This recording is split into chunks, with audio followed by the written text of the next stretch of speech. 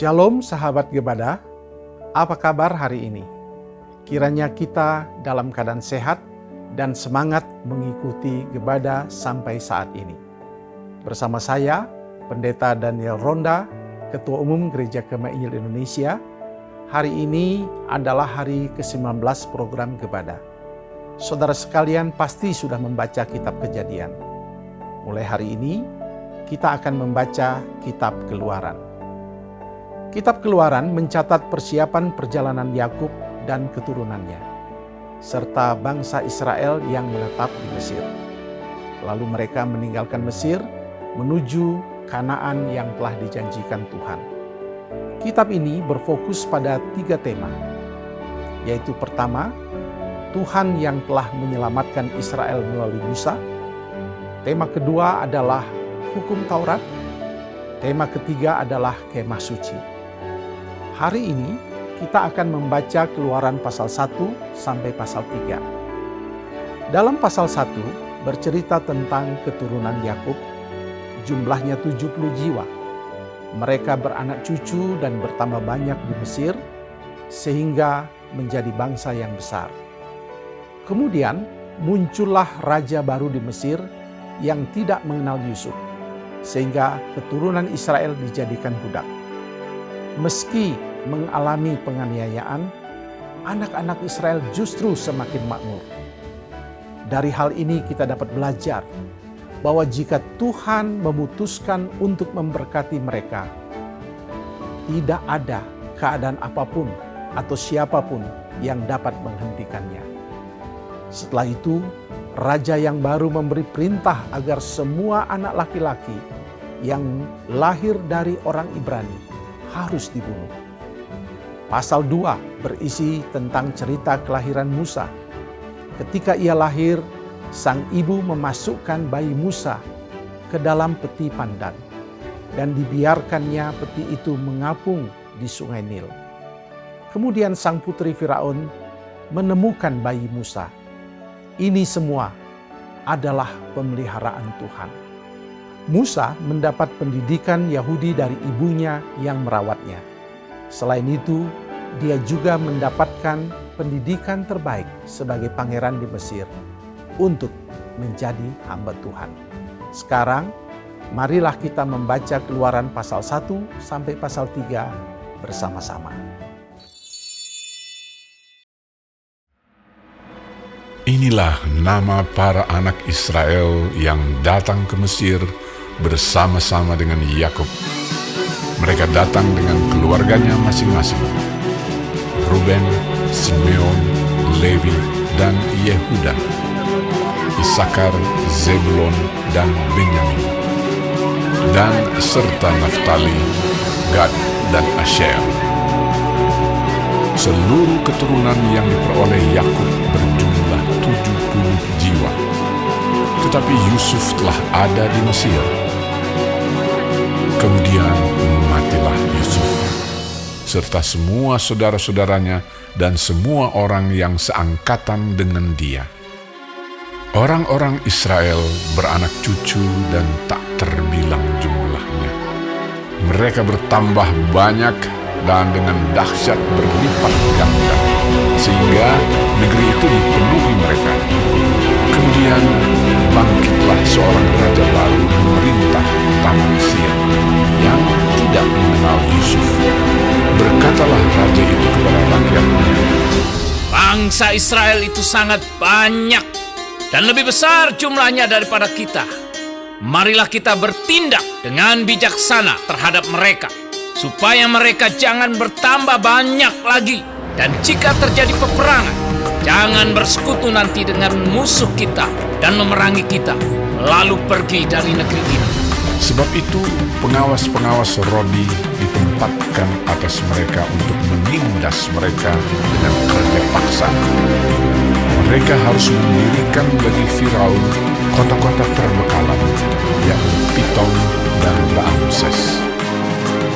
Tetapi makin ditindas, makin bertambah banyak dan berkembang mereka, sehingga orang merasa takut kepada orang Israel itu. Lalu dengan kejam orang Mesir memaksa orang Israel bekerja. dan memahitkan hidup mereka dengan pekerjaan yang berat, yaitu mengerjakan tanah liat dan batu bata dan berbagai-bagai pekerjaan di padang. Ya, segala pekerjaan yang dengan kejam dipaksakan orang Mesir kepada mereka itu.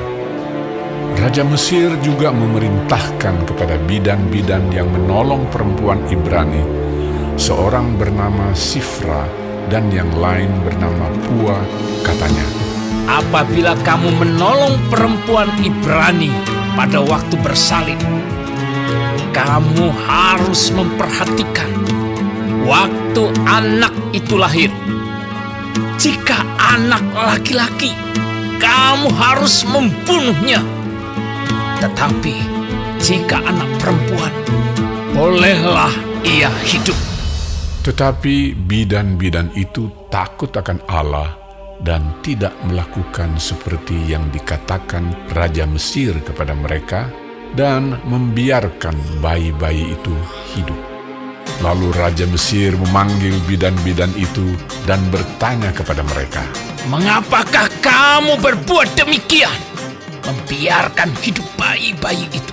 Jawab bidan-bidan itu kepada Firaun, Sebab perempuan Ibrani tidak sama dengan perempuan Mesir, melainkan mereka kuat. Sebelum bidan datang, mereka telah bersalin. Maka Allah berbuat baik kepada bidan-bidan itu. Bertambah banyaklah bangsa itu dan sangat berlipat ganda. Dan karena bidan-bidan itu takut akan Allah, maka ia membuat mereka berumah tangga.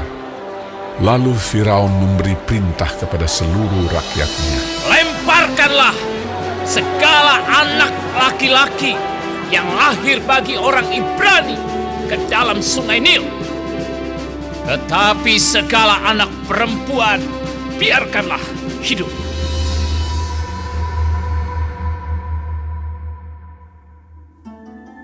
seorang laki-laki dari keluarga Lewi kawin dengan seorang perempuan Lewi.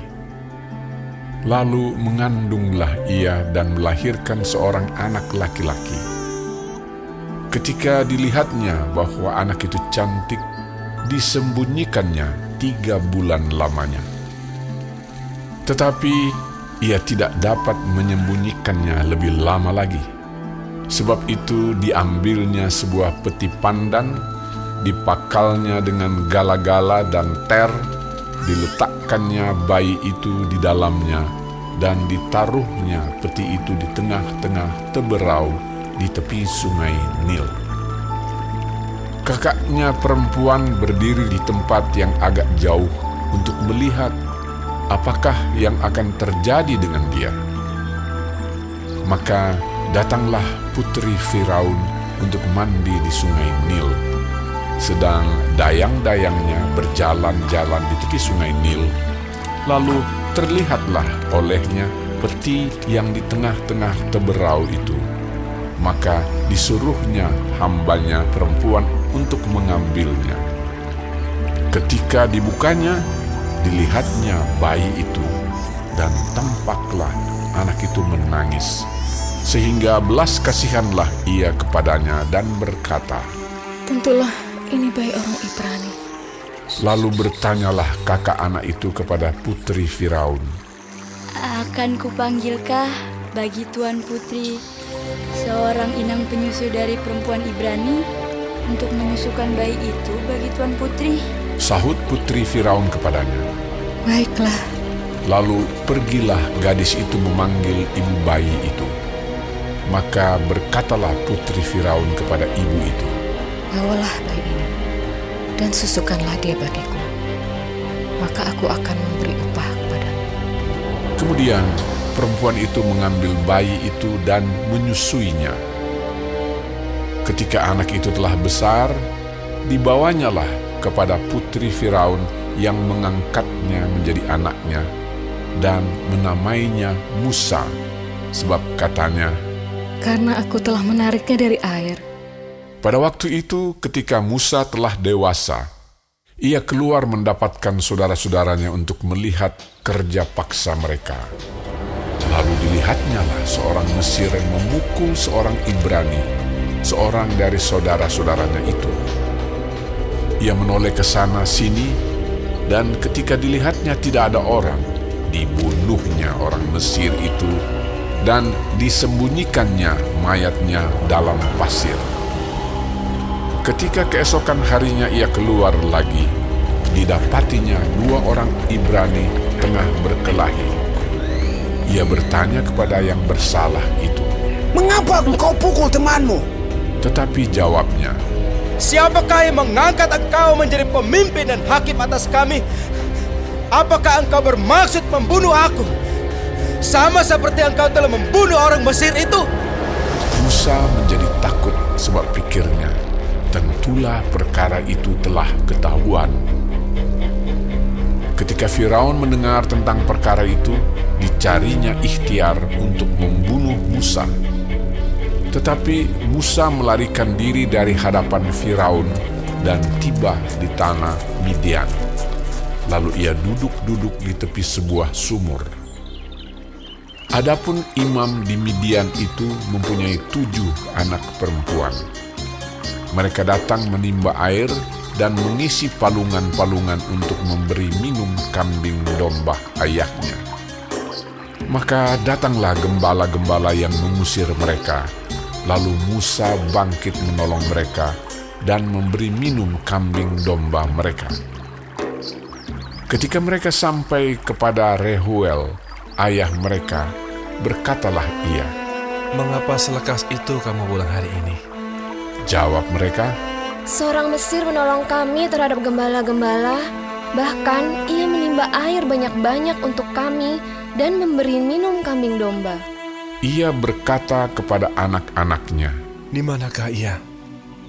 Mengapakah kamu tinggalkan orang itu? Panggillah dia makan." Musa bersedia tinggal di rumah itu. Lalu diberikan Reuelah Zipora, anaknya, kepada Musa. Perempuan itu melahirkan seorang anak laki-laki. Maka Musa menamainya Gersom, sebab katanya, "Aku telah menjadi seorang pendatang di negeri asing." Lama sesudah itu matilah Raja Mesir. Tetapi orang Israel masih mengeluh karena perbudakan. Dan mereka berseru-seru sehingga teriak mereka minta tolong karena perbudakan itu sampai kepada Allah. Allah mendengar mereka menerang, lalu ia mengingat kepada perjanjiannya dengan Abraham, Ishak, dan Yakub. Maka Allah melihat orang Israel itu dan Allah memperhatikan mereka. Adapun Musa, ia biasa menggembalakan kambing domba Yitro, mertuanya, imam di Midian. Sekali, ketika ia menggiring kambing domba itu ke seberang padang gurun, sampailah ia ke gunung Allah, yakni gunung Horeb. Lalu malaikat Tuhan menampakkan diri kepadanya di dalam nyala api yang keluar dari semak duri.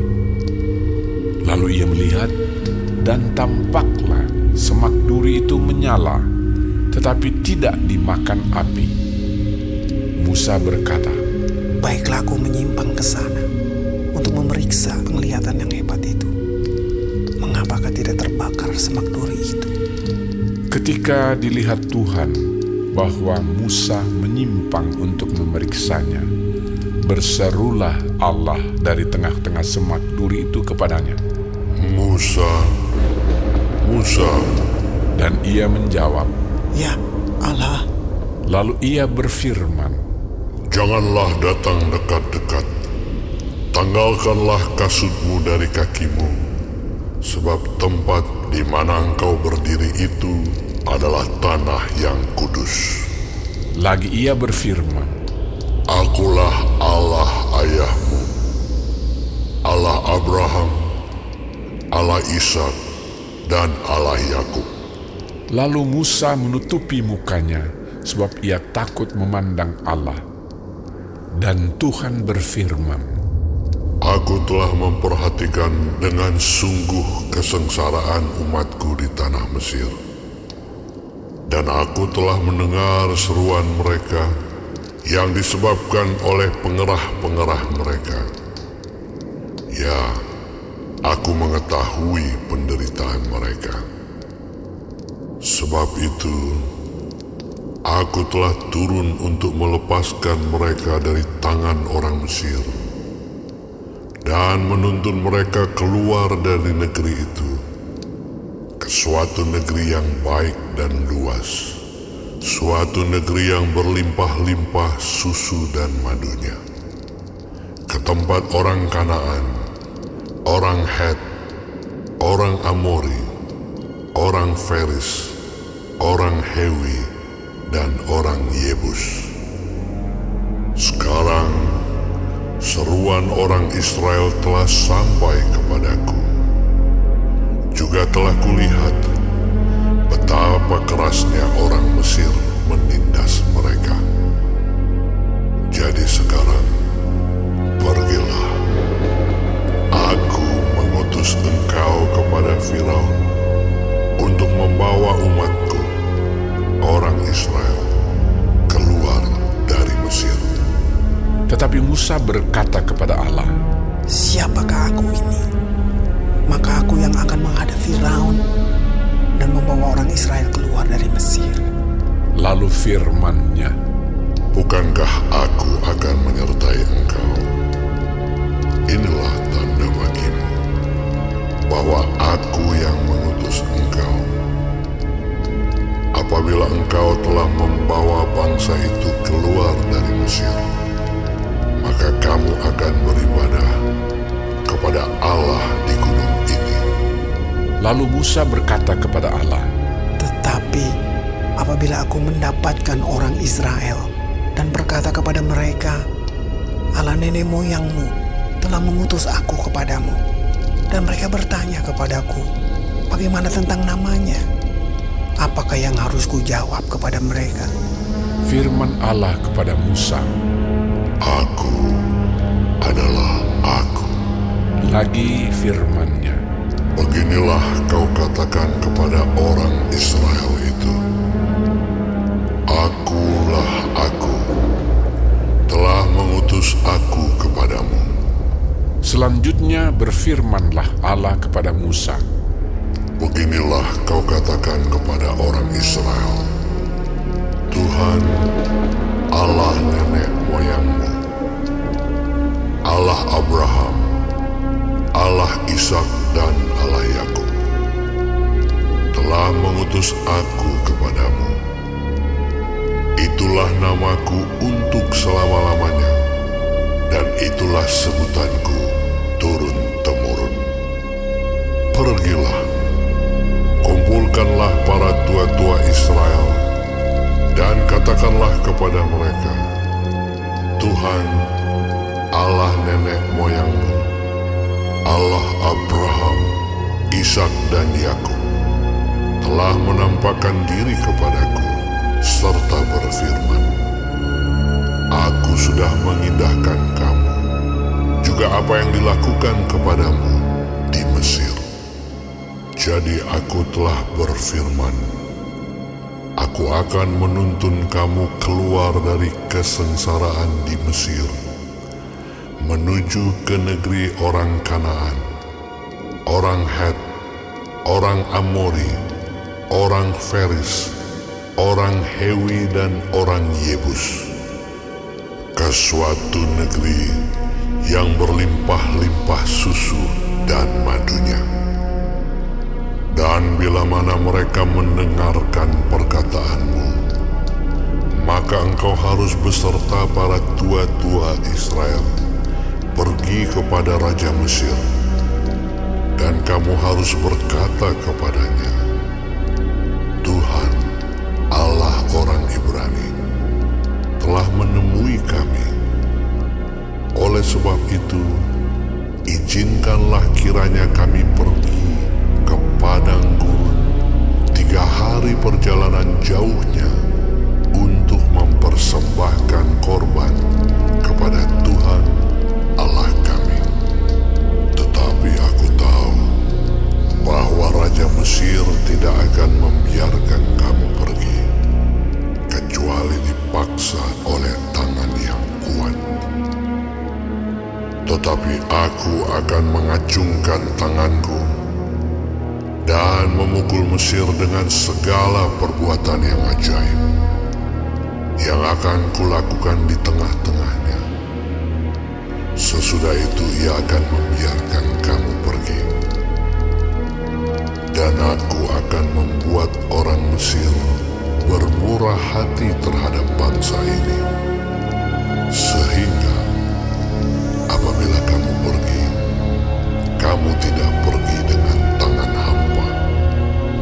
Tetapi tiap-tiap perempuan harus meminta dari tetangganya dan dari perempuan yang tinggal di rumahnya barang-barang perak dan emas dan kain-kain yang akan kamu kenakan kepada anak-anakmu lelaki